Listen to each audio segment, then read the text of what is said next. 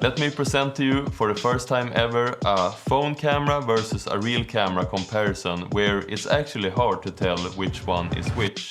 Hi, my name is Carl and welcome to this video. You've probably seen on YouTube every time there's a new big phone release, videos comparing the phone's camera to interchangeable lens cameras, and the problem with those videos is that they are always comparing in a way where it's super obvious which one is which because of the phone's tiny sensor, mostly noticeable in the bokeh and the dynamic range. What I've done instead is comparing these in scenarios where bokeh and dynamic range isn't as much of a factor.